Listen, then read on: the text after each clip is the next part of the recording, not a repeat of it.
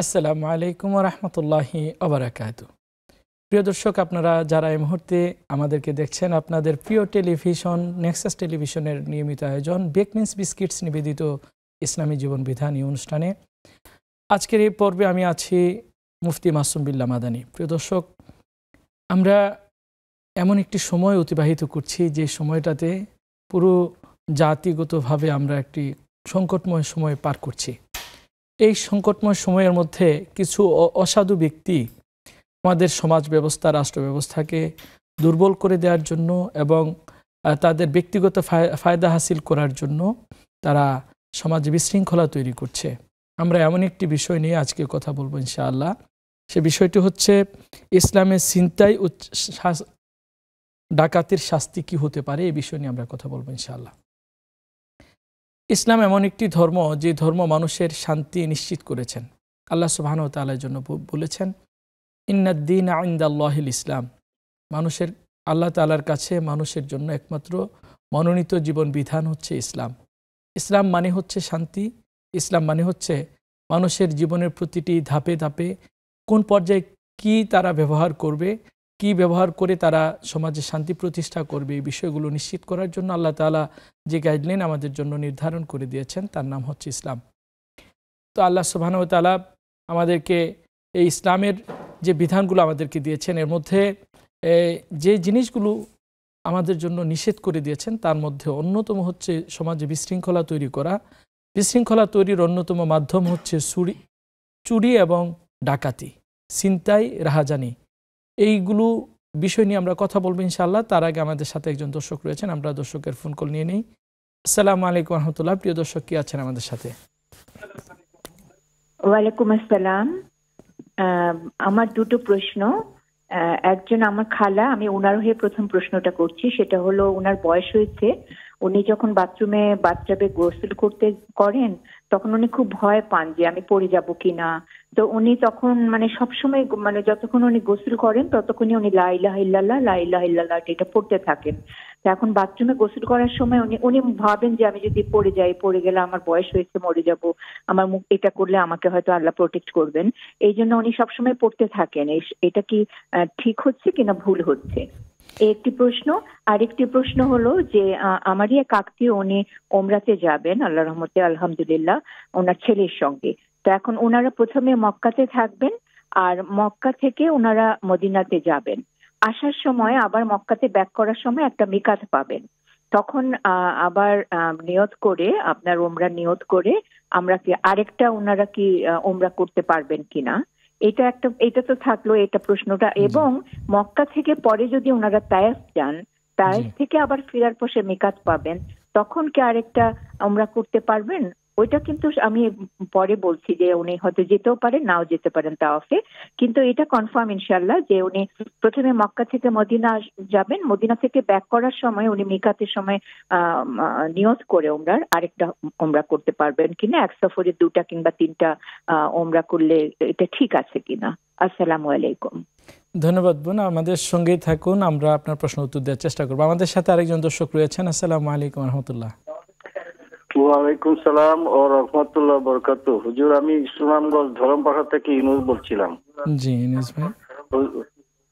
চুরি, রাহাজানি, ডাকাতির মাধ্যমে মুসলিমে কিছু লোকের হুজুর ক্ষতি করে থাকে, কিন্তু যারা রাষ্ট্রের আপনার এই ঘুষ দুর্নীতির মাধ্যমে সমগ্র একটা জাতিকে ধ্বংস করে দেয়, তাদের কি শাস্তি আল্লাহ রাব্বুল আলামিন রেখেছেন তা বলবেন কি?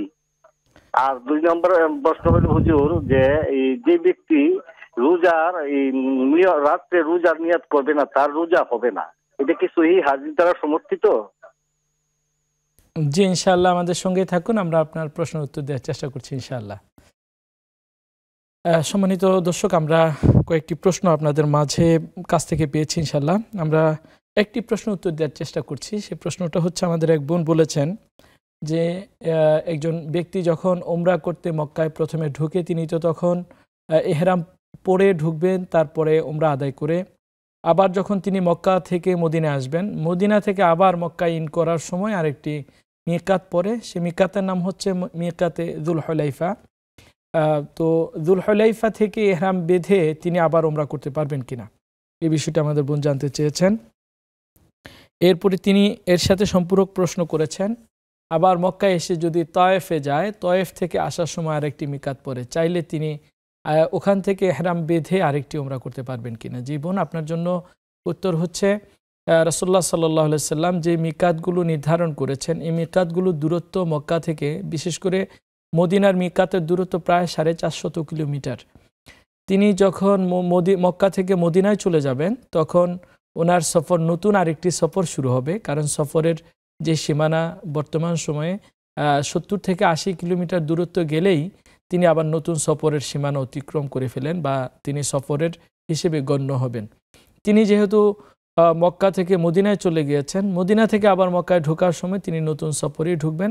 তিনি চাইলে এহরাম বেঁধে নতুন করে আরেকটি উমরা করতে পারেন। এরপরে আমাদের তায়েফ থেকেও যদি তিনি চান, তিনি নতুন সফরে ঢুকে যাবেন, কারণ তায়েফ মক্কা থেকে প্রায় 80 কিলোমিটারের বেশি দূরত্বে অবস্থিত।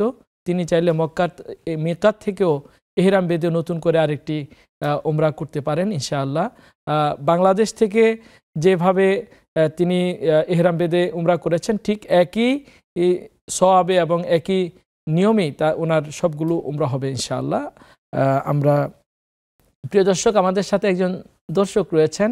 আসসালামু আলাইকুম রহমতুল্লাহ। ওয়া আলাইকুম আসসালাম ওয়া রাহমাতুল্লাহি ওয়া বারাকাতুহু। হুজুর, জি, আমি বলতেছিলাম মোহাম্মদ ইকরামুল হক। জি ইকরাম ভাই, বামনডাঙ্গা গাইবান থেকে বলতেছিলাম। হুজুর, ভালো আছেন আপনি? জি আলহামদুলিল্লাহ, কেমন আছেন? জি আলহামদুলিল্লাহ, আমি ভালো আছি। আমার প্রশ্ন হচ্ছে হুজুর, আমি যদি ইশরাক সালাতের পরে যদি আল্লাহ রাব্বুল আলামিনের কাছে যদি দোয়া করি, এটা কি আমার কবুল হবে কিনা? আল্লাহ রাব্বুল আলামিন কবুল করবে কিনা? ইশরাক সালাত ইনশাআল্লাহ। জি জি জি জি জি, বুঝতে পারছেন হুজুর? জি জি জি। আর কোনো প্রশ্ন আছে আপনার? জি, আমাদের সঙ্গে থাকুন, আমরা আপনার প্রশ্নের উত্তর দেওয়ার চেষ্টা করব ইনশাআল্লাহ। প্রিয় দর্শক, আমরা আজকে যে বিষয়টা নিয়ে কথা বলবো সেটা হচ্ছে ইসলামের ছিনতাই ও ডাকাতির শাস্তি। তো আসলে আমাদের দেশে এই দুটি সমস্যায় খুব বেশি ব্যাপক আকার ধারণ করে আছে। তো আমরা আগে একটু জেনে নেই ডাকাতি, ইসলামী শরিয়াতের পরিভাষা ডাকাতি কাকে বলে। তো ডাকাতি হলো অন্যায়ভাবে কারো নিসাব পরিমাণ সম্পদ যদি অস্ত্রের ভয় দেখিয়ে অথবা জোর করে ছিনিয়ে নেওয়া হয়, তাহলে তাকে ডাকাতি বলা হয়। ডাকাতি কয়েক ধরনের হতে পারে, যেমন কেউ অস্ত্রের ভয় দেখিয়ে শুধুমাত্র সম্পদ লুণ্ঠন করে নিয়ে গেল, অথবা সম্পদ লুণ্ঠন করতে এসে সম্পদ নিল না কিন্তু সম্পদের মালিককে হত্যা করলো বা আহত করলো, অথবা সম্পদও নিয়ে গেল, সম্পদের মালিককে আহত বা নিহত করলো, অথবা সম্পদ নিতে পারলো না, সম্পদের মালিককে আহত করলো। অর্থাৎ 4টা অবস্থায় হতে পারে। তো ইসলামী শরিয়া মানুষের স্বার্থ রক্ষা করে এবং মানুষের এই সমাজকে সুন্দরভাবে বিনির্মাণ করার জন্য বিধানগুলো প্রণয়ন করেছে। তো আমরা প্রথমে যে বিষয়টার শাস্তির বিষয়ে কথা বলতে চাই সেটা হচ্ছে ফোকাহে কেরাম যেটা বলেছেন, যদি কোনো ডাকাতি করতে এসে সম্পদ লুণ্ঠন করে নিয়ে গেল কিন্তু সম্পদের মালিককে কোনো ধরনের আক্রমণ করেননি বা আঘাত করেননি, তিনি যদি এর আগে বা এই অবস্থায় গ্রেফতার হয়ে যান, তাহলে প্রথমে তার কাছ থেকে তার লুণ্ঠনকৃত সম্পদ ছিনিয়ে নেওয়া হবে। এরপর তার জন্য শাস্তির বিধান হলো তাকে এক হাত অর্থাৎ ডান হাত বাম পা ক্রসিং করে কেটে দেওয়ার বিধান রয়েছে ইসলামী শরিয়াতে। তারপর যদি কেউ ডাকাতি করতে এসে কাউকে আক্রমণও করলো না, সম্পদও নিল না, তার আগেই তিনি গ্রেফতার হয়ে গেলেন, ধরা পড়ে গেলেন, তাহলে তার শাস্তি কী হবে? ইসলামী শরিয়া তাকে গ্রেফতার করে আটকে রাখার কথা বলেছেন যতক্ষণ না সে তওবা করে, মন থেকে অনুশোচনা, তার কৃতকর্মের জন্য লজ্জিত হয়ে যদি সে তওবা করে, তাহলে তাকে ছেড়ে দেওয়ার কথা বলা হয়েছে। তওবা না করা পর্যন্ত তাকে জেলে বন্দি রাখার কথা ইসলামী শরিয়া অনুমোদন করেছেন। এছাড়া আমাদের সাথে একজন দর্শক রয়েছেন, আমরা ফিরে আসবো একটু পরে আলোচনা ইনশাআল্লাহ। প্রিয় দর্শক, আসসালামু আলাইকুম রহমতুল্লাহ, কে আছেন? আসসালামু আলাইকুম। হ্যাঁ, ওয়ালাইকুম আসসালাম। জি ওয়ালাইকুম আসসালাম। জি, আপনার টেলিভিশনের ভলিউমটা কমিয়ে একটু প্রশ্ন করুন। আমার টেলিভিশনের ভলিউম কমাই নেই আছে। জি বলুন। আমার প্রশ্ন হচ্ছে মোনাজাতে মকবুল 7 দিনে 7 সাফিয়ে পড়তে হয়। একদিন যদি হঠাৎ ভুলে মিট যায়, কি কোনো কাজে মিট যায়, পরের দিন করে মেকআপ করা যাবে কিনা? ওকে, জি জি, ইনশাল্লাহ আমরা আপনার প্রশ্নের উত্তর দেব, আপনি আমাদের সঙ্গেই থাকুন। প্রিয় দর্শক, দেখতে দেখতে সময় হয়েছে ছোট্ট একটি বিরতিতে যাওয়ার। বিরতির পর আবারও ফিরে আসছি, ততক্ষণ আমাদের সঙ্গেই থাকুন ইনশাআল্লাহ।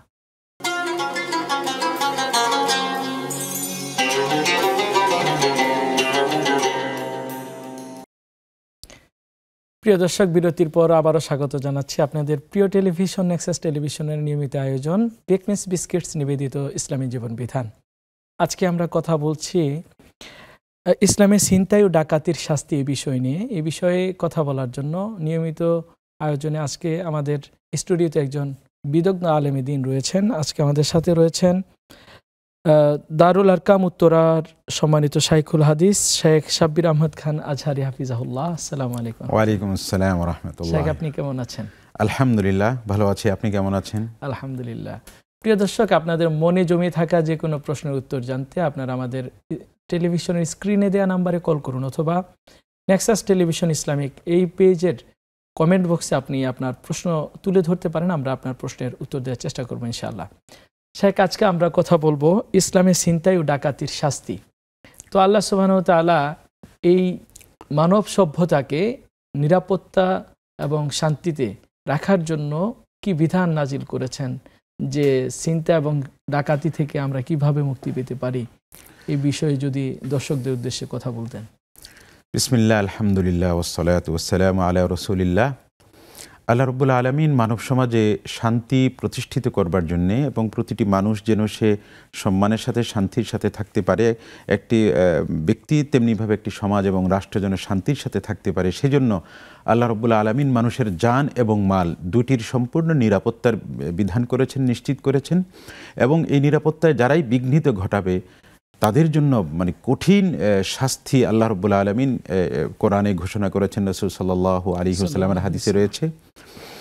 তো আসলে ইসলাম একদিক থেকে শান্তির ধর্ম, শান্তি প্রতিষ্ঠা করবার জন্যে সকল ধরনের ব্যবস্থা রেখেছে। ঠিক পাশাপাশি যেখানে শান্তি বিঘ্নিত হয়, সেখানে যেখানে কঠোর হওয়ার দরকার, ইসলাম আসলে কঠোর হয়েছে। আমাদের বর্তমান সময়ে আসলে খুব বেশি দেখা যাচ্ছে এই জিনিসটা। রাস্তাঘাটে এখানে সেখানে খুব বেশি ডাকাতি এবং ছিনতাই এবং অস্ত্র প্রদর্শন করা, অস্ত্রের আঘাত করা, এটা খুবই দুঃখজনক। এবং এই জিনিস এটা মানে রাষ্ট্রের জন্য, সমাজের জন্য, বিশেষ করে এই কাজগুলো যারা ঘটাচ্ছেন, নিশ্চয়ই যারাই রাস্তায় কাজগুলো করছেন তারা তো খুবই সাধারণ মানুষ, তারা হঠাৎ করে এমন করে দেখা যাচ্ছে। তো এই জিনিসগুলোর আসলে খুবই সতর্ক হওয়ার দরকার। ইসলামের বিধানটা বলার আগে আমি এই ব্যাপারগুলো একটু ইঙ্গিত করছি যে এই তাদের পিছনে নিশ্চয় একটা চালিকা শক্তি আছে।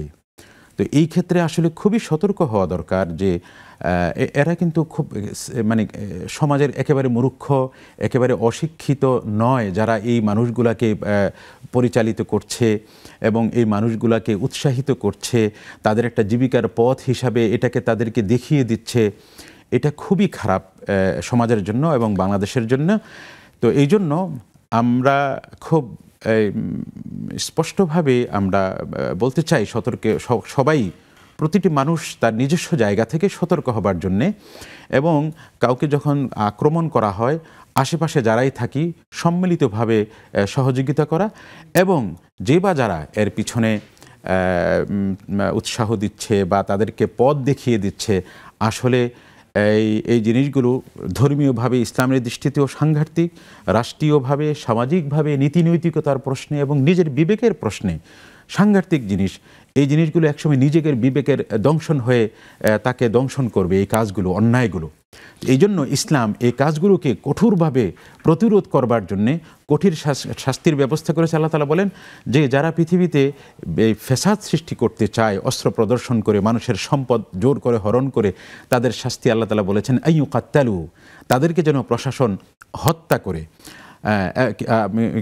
আউ ইউসাল্লাবু, কিংবা তাদেরকে শুলবিদ্ধ করে শুলিতে চড়িয়ে হত্যা করে। এগুলো খুব একটু অমানবিক দেখা যায়, কিন্তু এই অমানবিক কাজটা মূলত মানবিকতাকে প্রতিষ্ঠিত করবার জন্যে, মানুষের জান এবং মালকে নিরাপদ রাখবার জন্যে। তারপরে বলছেন আও তুকাত্তা আইদিহিম ওয়া আরজুলুহুম মিন খিলাফিন, অর্থাৎ তার হাত কাটা হবে, প্রথমে বাম হাত কাটা হবে, তারপরে যদি আবার এমন পুনরাবৃত্তি ঘটায় তারপরে তাকে এই ডান পা কাটা হবে, তারপরে আবার পুনরাবৃত্তি ঘটালে আবার তার ডান হাত কাটা হবে, বাম পা কাটা হবে। এইভাবে ইসলামিক স্কলারদের মতামত রয়েছে হাত কি দুইটাই কেটে ফেলবে কি না, করার পরে পুনরাবৃত্তি ঘটলে পা, একটি হাত একটি পা কেটে ফেললে তারপরে আবার কি কাটার আশ্রয় নিবে নাকি অন্য কোনো আশ্রয় নিবে, তাকে বন্দি রাখবে, এই ব্যাপারে তাদের যথেষ্ট আলোচনা রয়েছে। কিন্তু মৌলিকভাবে কথা হলো এখানে কাটার বিধানটা এসেছে, একেবারে চারো মাযহাবে এই বিধানটি রয়েছে। তারপরে এখানে আউয়ুন ফাউ মিনাল আর্থ, এরপর যদি কোনো ব্যবস্থা না থাকে তাকে সমাজ থেকে আলাদাভাবে সরকার তাকে বন্দি রেখে সমাজ থেকে বিচ্ছিন্ন তাকে দেশান্তর করবে, এই বিধানটি ইসলামী রয়েছে।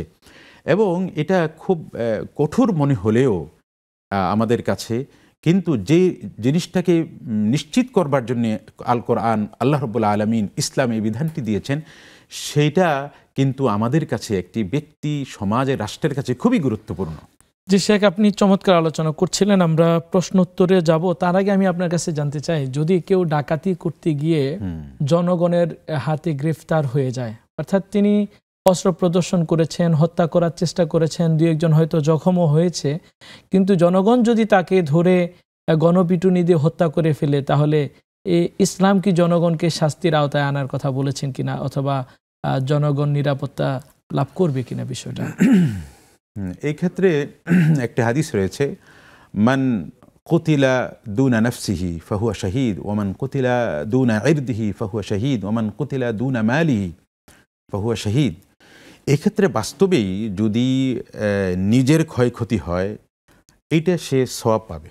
যদি একজন জনগণ, সাধারণ জনগণ তার সম্পদ রক্ষা করতে গিয়ে বা আরেকজনকে সহযোগিতা করতে গিয়ে এটা সে সওয়াব হবে, এমনকি মারা গেলে এই হাদিস অনুযায়ী সে শহীদের মৃত্যু পাবে। কিন্তু যে অপরাধী তার ব্যাপারটা হলো, যদি পরিস্থিতির শিকার হয়ে মানুষ তাকে মেরে ফেলে, সেইখানে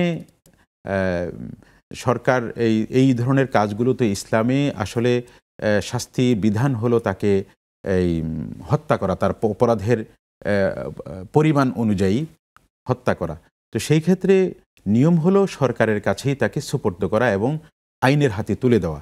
কিন্তু জনগণ যদি সেখানে নিজেকে নিয়ন্ত্রণ করতে না পেরে এমন কিছু ঘটিয়ে ফেলে, তো এই ক্ষেত্রে সরকার যাদের মাধ্যমে মানে ডাকাতির উপর বা চোরের উপর এমন সীমালঙ্ঘন হয়ে যায়, সেই ক্ষেত্রে এখানে যদি বাস্তবেই সে চুরি করতে আসে এবং ডাকাতি করতে আসে, সেটা যদি প্রমাণিত হয়, এই ক্ষেত্রে জনগণ বা সাধারণ মানুষের এটা তো আসলে তাদের যান রক্ষা করবার জন্যে, তাদের মাল রক্ষা করবার জন্যে তারা এই কাজটি করেছে। তো ইসলামে এই ব্যাপারে তাদেরকে মানে রক্ষা করার তো অধিকার দিয়েছে। এখন রক্ষা করতে গিয়ে তো আসলে সেখানে একেবারে মেপে সব কিছু করা সম্ভব নয়। হ্যাঁ, সেই ক্ষেত্রে আইন তাদেরকে পাকড়াও করবে না, এমনটি বুঝে আসে। জাযাকাল্লাহ খায়ের। আমরা কিছু প্রশ্নের উত্তরের দিকে যাব। আমাদের এক বোন প্রশ্ন করেছেন তার খালার পক্ষ থেকে। তার খালা অত্যন্ত বৃদ্ধা মানুষ। তিনি যখন বাথরুমে গোসল করতে যায়, তখন তিনি পড়ে যাওয়ার ভয়ে তিনি লা ইলাহা ইল্লাল্লাহ এই ধরনের জিকির করতে থাকে। তো বাথরুমে এই জিকির করলে কোনো গুনাহ হবে কিনা, বা এটা সহিহ আছে কিনা, বিষয়টা জানতে চেয়েছেন। এমনিতে বাথরুমে আল্লাহর নাম নেওয়া, কোরআন আর আয়াত তেলাওয়াত করা নিষিদ্ধ। তো এখানে যে পরিস্থিতি, এটা হলো যেটা তার নিজের কন্ট্রোল করতে না পারা এবং নিজের মুখকে কন্ট্রোল করতে না পারা বা নিজেকে নিয়ন্ত্রণ করতে না পারার পরিস্থিতি। আল্লাহ রাব্বুল আলামিন এই সমস্ত পরিস্থিতিকে মানুষকে পাকড়াও করেন না। এরপরে স্মরণ হওয়ার পর আল্লাহর কাছে মাফ চাবে, আল্লাহ তুমি আমাকে মাফ করে দাও, এছাড়া আর এখানে আর কোনো কিছু নেই তার উপর। জাযাকাল্লাহ খায়ের। আমাদের আরেক ভাই প্রশ্ন করেছেন, চুরি, ছিনতাই, ডাকাতি এগুলো তো নিঃসন্দেহে গর্হিত কাজ বা অত্যন্ত জঘন্য কাজ, কিন্তু যারা রাষ্ট্রের টাকা, জনগণের টাকা চুরি করে, লুটপাট করে, দেশের পরিস্থিতি ঘোলাটে করে, তাদের কি শাস্তি হওয়া উচিত? এখানে ওই আয়াতের শুরুতে আল্লাহ যেটা বলছেন, যে আয়াতটার অর্থটা বা দুই একটি শব্দ বলে আমি ব্যাখ্যা করছিলাম ডাকাতের শাস্তি হিসাবে, এর সূচনাতেই আল্লাহ তাআলা বলছেন ইন্নামা জাযাউল্লাযীনা ইউহারিবুনাল্লাহ ওয়া রাসূলাহু ওয়া ইয়াসআউনা ফিল আরদি ফাসাদান, মানে যারা আল্লাহ এবং আল্লাহ রসুলের সাথে যুদ্ধ ঘোষণা করে। এর অনেক অর্থ রয়েছে। যারা তাওহীদ এবং রিসালাতে যারা বিশ্বাস করেন বা যেই সমাজে বিশ্বাস প্রতিষ্ঠিত হয়েছে সেটাকে বিবর্তন করবার জন্য চেষ্টা করেন, কিংবা সরাসরি যেখানে ইসলামী প্রশাসন রয়েছে সেখানে সেটাকে পরিবর্তন করবার চেষ্টা করেন ওয়াসাউনা ফিল আরদি ফাসাদান, এবং সামাজিক বিশৃঙ্খলা সৃষ্টি করবার তৈরি করে, এটাকে মুফাসসিরিনে কেরাম এবং ফুকাহায়ে কেরাম ডাকাতিকে এটার অন্তর্ভুক্ত করেছেন। কারণ হলো ব্যক্তির সম্পদ নষ্ট করা, রাষ্ট্রের সম্পদ অন্যায়ভাবে নষ্ট করা এবং সংরক্ষিত জিনিসকে নষ্ট করা, এগুলো চুরির মধ্যে অন্তর্ভুক্ত। সেই ক্ষেত্রে তার অপরাধের মাত্রা অনুযায়ী এবং তার অপরাধ করার ধরন অনুযায়ী এবং তার কি পরিমাণ করেছে সেই অনুযায়ী ইসলাম এটা অনুমতি দেয় তার জন্য চরম শাস্তির ব্যবস্থা করা সরকারের জন্যে। এবং সেটা আসলে আমাদের দেশে ইসলামী আইন সব ক্ষেত্রে নেই, যদিও শাস্তির বিধান রয়েছে যেটাকে ইসলাম অপরাধ বলে, আমাদের প্রচলিত আইনেও সেগুলো অপরাধ। তো ইসলাম তো চুরি সাব্যস্ত হয়ে গেলে তার হাত কাটার কথা বলে, এবং তার যদি ডাকাতি করা, অস্ত্র দিয়ে জোরপূর্বক যদি সে কিনে অর্থ নেয়, এটা ডাকাতির মধ্যে পড়ে যায়। তো সেইখানেও ওই যে আই ইউকাত্তালু আও ইউসাল্লাবু আও তুকাত্তালা আইদিহিম ওয়া আরজুলুহুম মিন খিলাফিন, তার পরিমাণ অনুযায়ী এবং তার হিংস্রতা প্রদর্শনের পরিমাণ অনুযায়ী তাকে হয় হত্যা করা হবে, না হয় শুলিতে চড়ানো হবে, আর না হয় তার এই প্রথমে বাম হাত, তারপরে ডান পা, তারপরে ডান হাত, তারপরে বাম পা, এইভাবে কর্তনের বিধান রয়েছে। এতে সামান্য কিছু ইসলামিক স্কলারদের মতবিরোধ রয়েছে। আপনি চমৎকার আলোচনা করছেন, আবারও ফিরে আসবো ইনশাআল্লাহ। প্রিয় দর্শক, সময় হয়েছে ছোট্ট একটি বিরতিতে যাওয়ার। বিরতির পর আবারও ফিরে আসি, ততক্ষণ আমাদের সঙ্গেই থাকুন।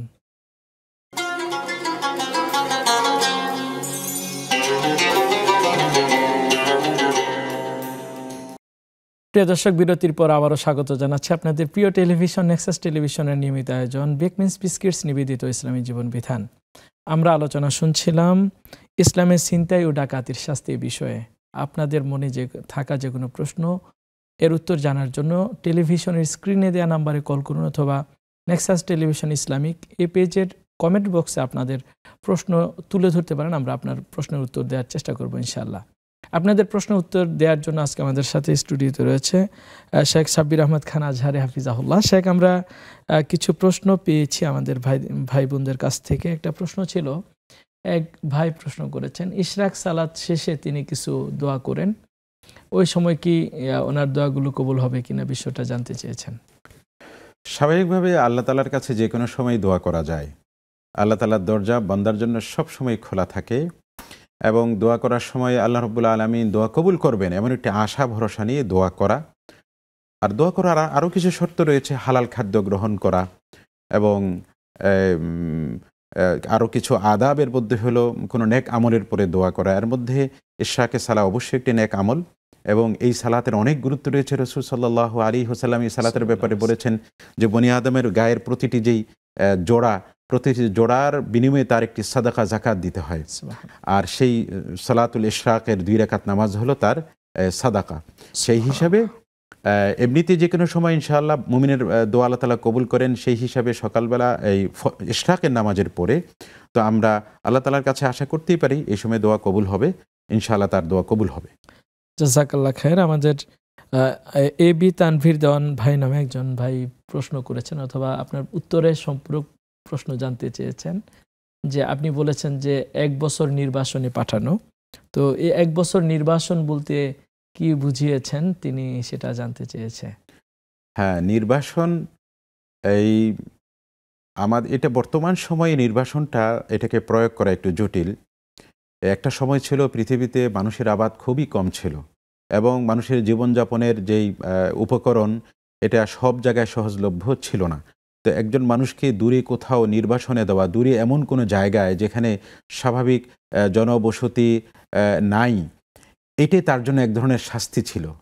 কিন্তু বর্তমানে এমন নেই, বরং অপরাধীদেরকে নির্বাসনে দিলে উল্টো আরও অপরাধ বাড়ার সম্ভাবনা রয়েছে। সেই হিসাবে আধুনিক যে ইসলামিক স্কলাররা রয়েছেন তারা এই নির্বাসনকেই আধুনিক যে বন্দি করা বা বন্দি করে রাখা সেটাই তারা জেলে রাখা বন্দি করে রাখা সেটাই তারা বর্তমান সময়ের জন্য, যেহেতু বর্তমান পৃথিবীতে অপরাধের উপায় উপকরণ বেশি, যোগাযোগ মাধ্যম একজন মানুষকে বসতি থেকে একটা দূরের এলাকায় রাখলেও যে কোনোভাবে সে আবার মানুষের সাথে যোগাযোগ করতে প্রবণতা চালাতে পারে। সেই জন্য এটা প্রায়োগিক দিক থেকে বর্তমানে এটা আসলে বন্দি করে রাখা। জাযাকাল্লাহ খায়ের। আমাদের সাথে দুজন দর্শক রয়েছেন। আসসালামু আলাইকুম ওয়া রাহমাতুল্লাহি ওয়া বারাকাতুহু। জি আসসালামু আলাইকুম হুজুর। ওয়ালাইকুম সালাম। আমি মাসুম, কুমিল্লা ধর্মপুর থেকে। জি মাসুম ভাই।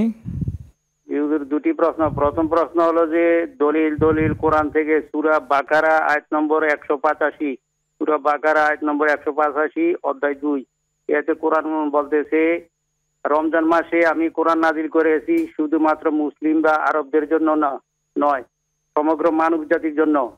আমি আল্লাহ কোরআন নাজিল করেছি শুধুমাত্র মুসলিম বা আরবদের জন্য না, সমগ্র মানব জাতির জন্য আমি কোরআন নাজিল করিয়াছি। সমগ্র মানব জাতির জন্য কোরআন নাজিল করিয়াছি বলতে কোরআন কি বলতেছে আমাদেরকে? আর দ্বিতীয় প্রশ্নটি হলো মসজিদে হুজুর জামাতে নামাজে আমি তৃতীয় রাকাত ধরলাম, চতুর্থ রাকাতে এসে স্মরণ হলো আমি কত রাকাত পূর্বে কত রাকাত পড়েছি আমার স্মরণ নাই, এখন কি করণীয় আমার? আসসালামু আলাইকুম। জি আমাদের সঙ্গে থাকুন। আমাদের সাথে আরেকজন দর্শক রয়েছেন। আসসালামু আলাইকুম ওয়া রাহমাতুল্লাহ। আসসালামু আলাইকুম। ওয়া আলাইকুম আসসালাম ওয়া রাহমাতুল্লাহ। জি বোন প্রশ্ন করুন। হুজুর আমি একটা ছেলেকে মানে ছোটবেলার থেকে লালন পালন করছিলাম। জি। হ্যাঁ, পরে হুজুর বড় হইয়া নিজে বিয়ে করে না জানে মানে ও নিজে একা মানে আলাদা থাকে। এখন ওর সাথে যদি আমি কথা না বলি বা ওকে আমি কোনো ইয়া না করি তাহলে আমার কি কোনো গুনাহ হবে কিনা? আর আমার নামের সাথে ওর নাম রাখা হয়েছিল, ওর মার নাম রাখি নাই। এখন এটা নিয়ে কি আমার গুনাহ হবে কিনা? আচ্ছা ঠিক আছে বোন, আপনি আমাদের সঙ্গেই থাকুন, আমরা আপনার প্রশ্নের উত্তর দেওয়ার চেষ্টা করবো ইনশাআল্লাহ। শেখ, আমরা যে কয়েকটি প্রশ্ন পেলাম, একটা প্রশ্ন হচ্ছে যে আল্লাহ তাআলা কোরআনকে নাজিল করেছেন সমগ্র মানব জাতির জন্য, তো আসলে সমগ্র মানব জাতি বলতে কি বুঝিয়েছেন এক ভাই জানতে চেয়েছেন। উনি ওই আয়াতটা কথা চাচ্ছেন, শাহরুর রমাদানিল্লাযী উনজিলা ফীহিল কুরআনু হুদাল লিন-নাসি ওয়া বায়িনাতিন মিনাল হুদা ওয়াল ফুরকান। হুদাল লিন-নাস বলেছেন, মানে এখানে এই কোরআনকে আল্লাহ রাব্বুল আলামিন কোরআনে এই আয়াতে বলছেন যে এই মানুষের জন্য হেদায়েত হিসাবে এই কোরআনকে পাঠিয়েছেন। এখানে উনি আরেকটি কথা বলেছেন যে আরবদের জন্য নয়। তো এর অর্থ তো আমরা পরিষ্কারভাবে জানি যে আসলে ইসলাম এবং কোরআন কোনো কিছুই শুধুই আরবদের জন্য আসেনি। আরব, অনারব, বাঙালি, হিন্দুস্তানি, পাকিস্তানি, ইউরোপিয়ান এবং এই এশিয়ান, পৃথিবীর সকল মানুষের জন্য আল্লাহ রাব্বুল আলামিন ইসলামকে পাঠিয়েছেন। ঠিক তেমনিভাবে কোরআনকেও পৃথিবীর সকল মানুষের হেদায়েতের জন্য পাঠিয়েছেন। এখানে কোনো ভৌগোলিক বা জাতিগত কোনো বিভেদ নেই, সকলের জন্যই এই কোরআন হলো হেদায়েত, চাই সে বাংলাদেশি হোক কিংবা আরব দেশি হোক এবং যে কোনো অঞ্চলেরই হোক। আর এখানে এই ওনার প্রশ্নের মধ্যে এই যে আরব কথাটা যে উল্লেখ করেছেন, এখানে সম্ভবত বর্তমান সময়ে নানা বিধানের ক্ষেত্রে অনেকে আমরা বলতে শুনি অনেক সময় যে এটা ওই সমাজে এসেছে, এটা আরবদেরকে বলা হয়েছে। এটা অনেক ক্ষেত্রে অনেক বিধানের ক্ষেত্রে শোনা যায়। আসলে আল কোরআনের সকল বিধান সব কিছুই সমস্ত গোটা মানব জাতির জন্যই আল্লাহ রাব্বুল আলামিন এনেছেন। মানব জাতির জন্য হেদায়েত, অর্থাৎ এই কোরআনটাকে আল্লাহ রাব্বুল আলামিন নাজিল করেছেন মানুষের হেদায়েতের জন্যই, সকল মানুষের হেদায়েতের জন্যে। এর মধ্যে কেউ কেউ সে হেদায়েতকে গ্রহণ করবে, আবার কেউ হেদায়েতকে গ্রহণ করবে না। জি, যারা হেদায়েত গ্রহণ করবে তারাই তো মুত্তাকি এবং তারা জান্নাতে যাবে। যারা কোরআন পাওয়ার পরেও হেদায়েত গ্রহণ করলো না তারা তো নিঃসন্দেহে গুমরাহী এবং জান্নাতে যাওয়ার কোনো সম্ভাবনা নাই যদি কোরআনকে অ্যাকসেপ্ট না করে। এই ভাই আমাদের আরেকটি প্রশ্ন করেছেন, তিনি শুরুর দিকে নামাজ ধরতে পারেননি, মাঝামাঝিতে বা তৃতীয় রাকাত বা দ্বিতীয় রাকাতে সালাত পেয়েছেন, তিনি ভুলে গিয়েছেন তিনি কত রাকাত পড়েছেন, এখন তার কি করতে হবে এই বিষয়টা তিনি জানতে চেয়েছেন। এখানে বিধান হলো ইয়াবতানি আলা আলাল ইয়াকিন, অর্থাৎ যেই কয় রাকাত পড়েছে এই ব্যাপারে তার কোনো সন্দেহ নেই। তিন রাকাত পড়েছেন নাকি 4 রাকাত, তাহলে অবশ্যই তিনি 3 রাকাত পড়েছেন। তিনি কি 2 রাকাত পড়েছেন নাকি 3 রাকাত, তাহলে সন্দেহটা 3 রাকাতের বেলায়, 2 রাকাতের বেলায় তার কোনো কি নাই, সন্দেহ নাই। তো যেটা তার নিশ্চিত ওইটাকে ভিত্তি করেই তিনি কি করবেন, সামনের নামাজগুলাকে পরিপূর্ণ করবেন এবং সাহু সাজদা দিয়ে দেবেন। জাযাকাল্লাহ খায়ের। আমরা আরেকটি বোনের প্রশ্ন পেয়েছিলাম। বোন প্রশ্ন করেছেন, তিনি একটি সন্তান অর্থাৎ আরেকজনের সন্তান ছোটবেলা থেকেই লালন পালন করেছেন। তো সন্তান যখন বড় হয়েছে, সে নিজে নিজে বিয়ে করে এখন আলাদা তার স্ত্রীকে নিয়ে বসবাস করে। তো মনোকষ্ট থেকে এখন সেই সন্তানের সাথে আর কথাবার্তা বলছেন না। তো এতে তার গুনাহ হবে কিনা। এরপরে তিনি আরও জানতে চেয়েছেন যে তার নামটা ওনার নামের সাথে মিলিয়ে রেখেছেন, তার মায়ের সাথে মিলিয়ে নাম রাখেননি, এটা কোনো গুনাহের কাজ হবে কিনা, বিষয়টা তিনি জানতে চেয়েছেন। আমি উত্তরটা একটু দ্বিতীয়টা থেকে শুরু করি, যেহেতু দ্বিতীয় প্রশ্নের উত্তর ছোট। জি। তো না, এতে কোনো গুনাহের কিছু নেই, যেহেতু তার জিম্মাদারিতে চলে এসেছে। আমরা এর কোনো পাই না যে তার কিছু গুনাহ হবে। সুতরাং এতে তিনি ঠিকই করেছেন, ভুল করেননি। আর প্রথম প্রশ্নটা যে মানে দ্বিতীয় অংশটা হচ্ছে নামের বিষয়। হ্যাঁ, নামের বিষয়টা। হ্যাঁ, আর প্রথম যে প্রশ্ন করেছেন যে উনি এখন যদি রাগ করে কথা না বলেন গুনাহ হবে কিনা, প্রথম কথা হলো, সন্তান যদি কেউ লালন পালন করে, অন্যের সন্তান, তার প্রতি মায়া হয়, মহব্বত হয়, সবই ঠিক আছে, কিন্তু আসলে নিজের সন্তানের যে বিধি বিধান সেটা সেই ক্ষেত্রে প্রযোজ্য হয় না। রাসূল সাল্লাল্লাহু আলাইহি ওয়াসাল্লামের পালক পুত্র ছিল জায়েদ রাদিয়াল্লাহু আনহু, আল কোরআনে এসেছে। তো আমরা সামাজিকভাবে কারোর সন্তান না থাকলে বা বিভিন্ন কারণে বা বিপদে পড়লে অন্যের সন্তানকে এনে লালন পালন করে, সে আসলে তার প্রতি মায়া হয়, মহাব্বত হয়, ভালো আচরণ যতটুকু করেছে সে সওয়াব পেয়ে যাবে, কিন্তু নিজের সন্তানের মতো হয় না। তো সেই হিসাবে উনি যে রাগ করেছেন, রাগ হতেই পারে, একজন মানুষের যদি অবদান থাকে রাগ হতেই পারে। তবে আত্মীয় স্বজন বা মানুষের প্রতি কারোর যদি অবদান থাকে, সেই কারণে রাগ করে তার সাথে কোনো কিছু বন্ধ না করার বিধান কোরআনে আল্লাহ তাআলা বলেছেন। সেই ক্ষেত্রে হযরত আবু বকর রাদিয়াল্লাহু আনহুর এক আত্মীয়, তার প্রতি খুবই তিনি দান করতেন, তার সহযোগিতা করতেন।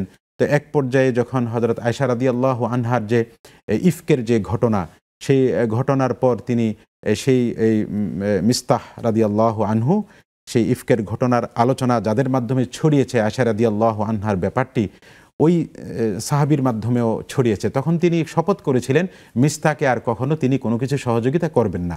তো আল্লাহ রাব্বুল আলামিন বলেছেন যে না, এমন শপথ মুমিনের করা উচিত নয়। তো সেই ক্ষেত্রে এই বোন যেহেতু এই মানুষটার প্রতি অনুগ্রহ করেছে, বড় সবসময় বড়ই থাকে। এই জন্য ইসলামের পরামর্শ তার প্রতি যে আগের যে অনুগ্রহ, আগের যে সুন্দর আচরণ, এই জিনিসগুলো যেন বন্ধ না হয়, বন্ধ না করে। আর এমনি এক মুমিন অন্য মুমিনের সাথে কথা না বলে থাকা, এইটা নিষেধ এসেছে। আর কথা বলে কেউ যদি সম্পর্ক ছিন্ন করে, সেই সম্পর্কে কেউ যদি নিজের পক্ষ থেকে গড়ে তোলে, তার অনেক সওয়াব এসেছে।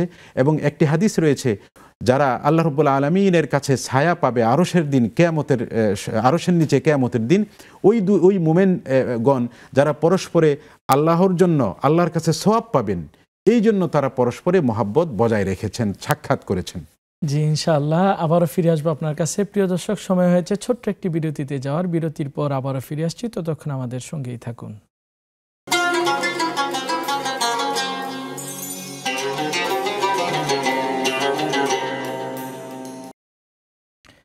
প্রিয় দর্শক, বিরতির পর আবারও স্বাগত জানাচ্ছি আপনাদের প্রিয় টেলিভিশন নেক্সাস টেলিভিশন নিয়মিত আয়োজন বেকনেস বিস্কিটস নিবেদিত ইসলামী জীবন বিধান। আপনাদের মনে জমে থাকা যে কোনো প্রশ্নের উত্তর জানতে টেলিভিশনের দেয়া নাম্বারে আপনার কল করুন, অথবা নেক্সাস টেলিভিশন ইসলামিক এই পেজের কমেন্ট বক্সে আপনার প্রশ্ন তুলে ধরুন। আমরা আপনার প্রশ্ন উত্তর দেওয়ার চেষ্টা করবো ইনশাআল্লাহ।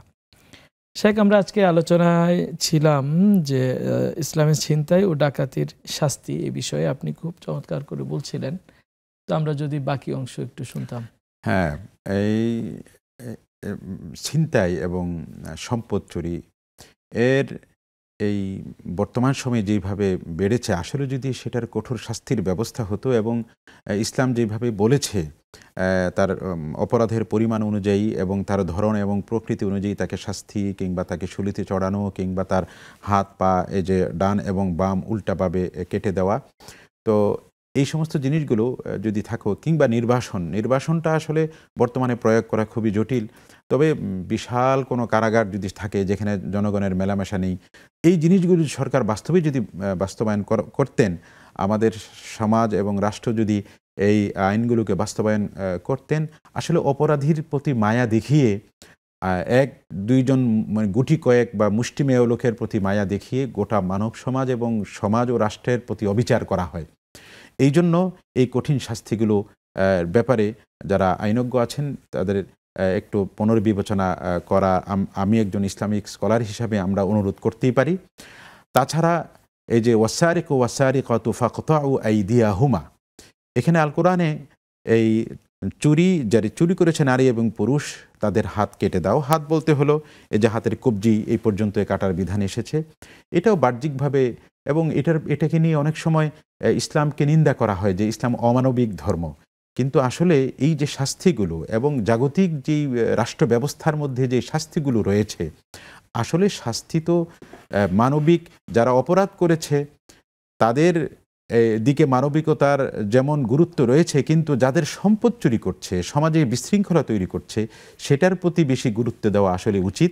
এই জন্য এই শাস্তিগুলোর প্রতি যদি আবার পুনর্বিবেচনা করা হয়, পুনর্দৃষ্টি দেওয়া হয়, আশা করা যায় আমাদের সমাজ থেকে এই অপরাধ। আমি একটা জিনিস জানতে চাচ্ছি যে আমরা দেখি যে সমাজে বিশেষ করে মসজিদে যদি জুতা চোর ধরা পড়ে তাকে সবাই মিলে মারে, অথবা গ্রামে কোনো শেষরা চোর, সে হয়তো লাউ সিম ডাল চাল হাবিজাবি অল্প মূল্যে স্বল্প মূল্যের জিনিস চুরি করেছে, তাকে সবাই মিলে আঘাত করে। কিন্তু রাষ্ট্রের যারা কোটি কোটি টাকার সম্পদ ছিনতাই করে নিয়ে যাচ্ছে, তাদের শাস্তিটা কিরকম হওয়া দরকার ছিল, অথচ শাস্তি কার হওয়ার দরকার ছিল, কারা হচ্ছে, বা এই চুরির পরিমাণটা কি পরিমাণ হলে শাস্তিযোগ্য, অথবা কি আপনি ক্রাইটেরিয়া বলছিলেন একটু আগে যে কোনো সম্পদ চুরি করলে হাত কাটা যায় না, তাহলে কি পরিমাণ সম্পদ চুরি করলে, কতজন দেখলে, কারা বাস্তবায়ন করবে এই শাস্তিগুলো একটু যদি। এইটা আপনি খুব গুরুত্বপূর্ণ একটি দিকে ইঙ্গিত করেছেন। আসলে দুর্বলরা চুরি করলে সামাজিকভাবে তাদের শাস্তি, অনেক রকমের শাস্তি দেওয়া হয়, কিন্তু আসলে কলাকৌশল করে যে চুরিগুলো হয় এবং রাষ্ট্রের এবং যারা রক্ষা করবার যাদের দায়িত্ব ছিল, এবং যাদের দায়িত্ব ছিল যে এই জাতির সম্পদ, দেশের সম্পদকে হেফাজত করা, তারাই শেষ পর্যন্ত নানা কলাকৌশল গ্রহণ করে যদি চুরি করে, এটা অবশ্যই স্বাভাবিক চোর যে তার শাস্তি থেকে অনেক অনেক গুণ বেশি হওয়া উচিত। এবং সেখানে এই স্বাভাবিক বিধানের চাইতে রাষ্ট্র এবং প্রশাসন তার অপরাধের পরিমাণ অনুযায়ী তার জন্য শুধু হাত কাটা নয়, সেইখানে যদি তার ইউকাত্তালু আও ইউসাল্লাবু আও তুকাত্তা আইদিহিম ওয়া আরজুলুহুম, কারণ একটি ডাকাতির ঘটনা তো শুধুমাত্র ডাকাতি, 2-4-5 জন মানুষের উপর সেটাকে অন্যায় করা হয়, কিন্তু একটি রাষ্ট্রের সম্পদ যখন কলাকৌশল করে, এটাও এক ধরনের জোর খাটিয়ে নেওয়া। কারণ যেখানে অন্যরা সাধারণ পুরা জাতি যেখানে জানতে পারছে না বা বুঝতে পারছে না, তার হাতে চাবি দেওয়া হয়েছে, তার হাতে রক্ষণাবেক্ষণের দায়িত্ব দেওয়া হয়েছে, নানান ফাঁক ফোকর দিয়ে চুরি করে নিয়ে যাওয়া, সেইটা ডাকাতির থেকে কোনো অংশেই কম নয়, বরং বেশি, সেটা আরও অনেক অনেক বেশি। সেই ক্ষেত্রে রাষ্ট্র এই কোরআনের আয়াতগুলো থেকে যারা আইনজ্ঞ আছেন তারা নতুন করে বিবেচনা করতে পারেন, তাহলে আমাদের রাষ্ট্র এই জাতীয় বড় বড় চুরি থেকে, হাজার হাজার কোটি টাকা চুরি থেকে এবং জাতীয় সম্পদ চুরি থেকে রক্ষা পাবে। এবং আমরা মনে করছি এই যে রাস্তাঘাটে যা হচ্ছে এটাও পরিকল্পিত, হয়তোবা কারোর কাছ থেকে যারা এই সমাজে বর্তমানে শান্তি শৃঙ্খলা প্রতিষ্ঠিত হোক যারা চাচ্ছেন না, বা যারা অন্য কোনো স্বার্থ সিদ্ধি হাসিল করতে চাচ্ছেন, এদের দ্বারা পরিকল্পিত কোনো কাজ হতে পারে, এটা স্বাভাবিক মনে আসতেই পারে। বর্তমানে মিডিয়াতেও এই জিনিসগুলো আসছে, যেটি একটু আগে বলছিলাম, আসলে এগুলো থেকে বিরত থাকা উচিত। একটি কথা আছে যে আমাদের প্রচলিত বাংলাদেশের সমাজে যে অন্যের যাত্রা ভঙ্গ করতে গিয়ে নিজের নাক কাটতে নেই বা কান কাটতে নেই। আসলে আমাদের এই হঠাৎ করে এরকম চুরি ডাকাতি জিনিসগুলো দেখে আমাদেরকে মনে হচ্ছে এটা যেন কেউ আড়াল থেকে কোনো একটা সমাজে সমস্যা তৈরি করবার জন্য, সম্ভবত এমন একটা অস্থিতিশীল পরিস্থিতি দেশের মধ্যে করবার জন্যে, মানুষকে একটা ভীতি মধ্যে রাখবার জন্যে সম্ভবত এমনটি করছে। আসলে আমাদের সকলেই সচেতন হওয়া উচিত এবং সকলেই এই ক্ষেত্রে নিজের জায়গা থেকে দায়িত্বশীলের আচরণ করা উচিত। জাজাকাল্লাহ খায়ের। আমরা ফেসবুকের কমেন্ট বক্সে আমরা এক বোন প্রশ্ন করেছেন, মাহফুজা মুস্তফা। তিনি প্রশ্ন রেখেছেন 3 কুল রাসূলুল্লাহ সাল্লাল্লাহু আলাইহি ওয়াসাল্লাম কখন পড়তেন। এরপর তার দ্বিতীয় আরেকটি প্রশ্ন হচ্ছে, কাউকে খাবার খাওয়ালে কীরকম সওয়াব পাওয়া যায়? সুবহানাল্লাহ। প্রথম প্রশ্নটির উত্তর হলো রাসূল সাল্লাল্লাহু আলাইহি ওয়াসাল্লাম প্রত্যেক নামাজের পরে এই সূরাতুল ফজরের পরে এবং প্রত্যেক নামাজের পরে এই সূরাতুল ইখলাস এবং সূরাতুল ফালাক এবং সূরাতুন নাস, এই তিনটাকে আমরা সহজে 3 কুল বলি, যেহেতু সূরাটা কুল হু আল্লাহ, কুল শব্দ দিয়ে শুরু। তো 5 ওয়াক্ত নামাজের পরে পড়তেন, আর বিশেষ করে ফজরের পরে এবং মাগরিবের পরে 3 বার করে এই সূরাগুলো পাঠ করতেন। এবং রাত্রে ঘুমের সময় এবং ঘুম থেকে উঠে একটা নামাজের পরে একরকম জিকির, আর সবাহ এবং মাসা এর আলাদা জিকির, আযকার সবাহ আযকার মাসা, মানে যদিও মাগরিবের পরে হয় কিন্তু আলাদাভাবে সন্ধ্যার একটা জিকির হিসাবে ওইগুলা পাঠ করতেন। আর এই 3 কুলের মধ্যে এই যে মুআওয়াযাতাইন, যেই ফালাক এবং নাস, এগুলা তো ঘুম থেকে উঠে তারপরে ঘুমানোর সময়, সকাল সন্ধ্যা নামাজের পর, এই সর্বাবস্থায় রাসূল সাল্লাল্লাহু আলাইহি ওয়াসাল্লাম থেকে এগুলা পাঠ করার হাদিস এসেছে, যেন মানুষ আল্লাহ রাব্বুল আলামিন যেন তাকে ইনশাআল্লাহ এগুলো পড়লে নানা ধরনের বিপদ আপদ এবং জিনের আসর, জাদু টোনার আসর থেকে আল্লাহ তাআলা হেফাজত করবেন। এই জন্য হাদিসে মুআওয়াযাতাইন, মানে যেগুলোর মাধ্যমে মানুষ আল্লাহ তাআলার আশ্রয় প্রার্থনা করে, এই জন্য এই সূরার নামকে বলা হয়েছে মুআওয়াযাতাইন, মানে 2টি আশ্রয় প্রার্থনা করার সূরা। সুবহানাল্লাহ, জাযাকুমুল্লাহ খায়ের। আরেকটা যে প্রশ্ন করেছেন বোন, কাউকে খাবার খাওয়ানো, খানা খাওয়ানো অনেক বড় সওয়াবের কাজ। আল্লাহ রাব্বুল আলামিন এই প্রশংসা করে মুমিনদের প্রশংসা করে বলছেন, ওয়ায়ুতঈমুনা আত-তাআমা আলা হুব্বিহি, মানে মুমিনদের গুণ হলো যে তারা মানুষকে খানা খাওয়ায় আলা হুব্বিহি, অথচ এই খাবারটা নিজে খাওয়ার খুব তার চাহিদা, হয় চাহিদা আর না হয় তার প্রয়োজন আছে, কিন্তু এরপরও মানুষকে খাওয়ায়। এটা মুমিনের একটি ভালো গুণ, আর মুমিনের ভালো গুণ তো অবশ্যই তার সওয়াব হবেই। আর আবু দাউদের হাদিসে রয়েছে, রাসূল সাল্লাল্লাহু আলাইহি ওয়াসাল্লাম বলেছেন, কেউ যদি কোনো ক্ষুধার্তকে খানা খাওয়ায় তাহলে আল্লাহ রাব্বুল আলামিন তাকে ইউতঈমুহুল্লাহু তাআলা মিন সিমারিল জান্নাহ, জান্নাতের ফল তাকে খাওয়াবেন। সুবহানাল্লাহ। তো সেখানে জান্নাতের শেষ পর্যায়ে চলে আসছে, আপনি যদি সংক্ষিপ্ত আকারে আমাদের দর্শকদের উদ্দেশ্যে ছিনতাই এবং ডাকাতি থেকে যে সমাজকে বা রাষ্ট্র ব্যবস্থাকে রক্ষার ব্যাপারে যদি এক কথায় কিছু বলতেন বা 1-2 কথায়। এই ক্ষেত্রে প্রতিটি মানুষ দায়িত্বশীল হতে হবে। আমি ছিনতাই করছি কেন? আমার স্ত্রীর জন্য, সন্তানের জন্য, কিন্তু এই সন্তান, স্ত্রী এবং আমার এই যাদেরকে আমি খরচ করব, যাদেরকে ভালো রাখবার জন্য আমি এই কাজগুলো করছি, এগুলা তো আমাকে পৃথিবীতে সাময়িক উপকারে আসলেও, বরং এরা সাময়িক উপকারে আসে না। যদি জানে আমার অভিভাবক এইভাবে আমাকে কি করেছেন, তাহলে নিজের লোকের কাছেই একজন অপরাধী হিসাবে, একজন অসম্মানিত মানুষ হিসাবে সে থাকে, এবং আখিরাতে পরকালের শাস্তি তো আছেই। এই জন্য আল্লাহ তাআলা যতটুকু দিয়েছেন অতটুকুর মধ্যে সন্তুষ্ট থেকে আল্লাহকে ভয় করে আমি নিজের নীতি নৈতিকতাকে জাগ্রত করে এইসব থেকে বিরত থাকা উচিত। জাযাকাল্লাহ খায়ের। প্রিয় দর্শক, আমরা শুনছিলাম ইসলামের ছিনতাই ও ডাকাতির শাস্তি। আমরা শাস্তি দেয়া বা শাস্তি কারো উপর প্রয়োগ করা উদ্দেশ্য নয়, বরং আল্লাহ সুবহানাহু ওয়া তাআলার উদ্দেশ্য হচ্ছে সমাজটাকে সুন্দর এবং শান্তিময় করে গড়ে তোলার জন্য আল্লাহ তাআলা শাস্তির বিধান রেখেছেন। সুতরাং আমরা আমাদের প্রত্যেকের জায়গা থেকে চেষ্টা করব আমরা এই গর্হিত কাজ থেকে নিজেদেরকে বিরত রাখা, অথবা কোথাও যদি ছিনতাই অথবা ডাকাতি হতে দেখি আমরা সেটাকে প্রতিহত করার জন্য আইন নিজের হাতে তুলে না নিয়ে বরং আইন শৃঙ্খলা রক্ষাকারী বাহিনীকে সহযোগিতা করে আমরা এর প্রতিহত করার চেষ্টা করব। আল্লাহ তাআলা আমাদের সকলকে ভালো রাখুন, সুস্থ রাখুন, এই প্রত্যাশা আজকের মতো শেষ করছি। ইনশাআল্লাহ আগামীতে আবারও দেখা হবে। আল্লাহ হাফেজ।